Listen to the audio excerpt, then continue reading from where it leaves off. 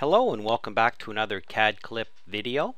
In this little video we're going to show you a couple of hand-picked features of REVIT Structure 2011. Just a couple things that I've changed, and I'm going to just do a little demonstration. One of them is the new sizing of temporary dimensions. When you pick on an object in REVIT, it gives you a temporary dimension. You can click here to turn it into a permanent, or you can click on here to change the number and drive the geometry. That's nothing new. When you click out, it disappears.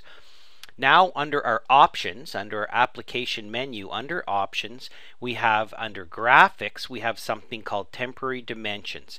And we can go in here and change this to be 12, or we can pick off a pick list and we can make it opaque instead of transparent. Really, that's all. That's the big deal. We hit OK, and now what happens is when you pick on your object, you're just going to get nice big a bigger font there on your temporary dimension. So that's kind of nice. We used to be able to tweak our REVIT INI file to do this, but it's a lot easier to just do it with the new options dialog box.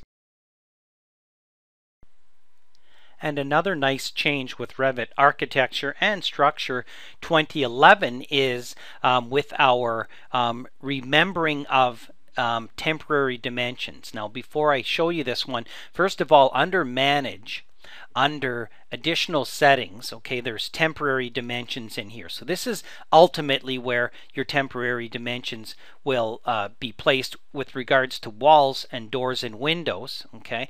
But what you can do now is you can alter the temporary dimension, and it will retain and remember that when you save and open up this project later. And what I'm talking about is this. Let's say we pick on this opening.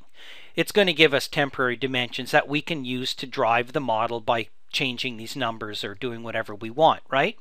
But now the difference is that when you alter a temporary dimension by moving the grip or the shape handle here, okay, to give you a number, the difference is that it will remember that. Okay, click, click, I'm out. Now if I pick on here, it actually remembers where I put those temporary dimensions. If I save this project and open it up next week and I go back to the same opening, it will remember the temporary location that I've done, which is an alteration of the default. Similarly, I could pick on this wall. It's going to give me the temporary dimensions like that. Well, maybe I want my temporary dimension for whatever reason to go out to this edge over here. Okay, then I can drive this from here and make this 25 feet. Click out.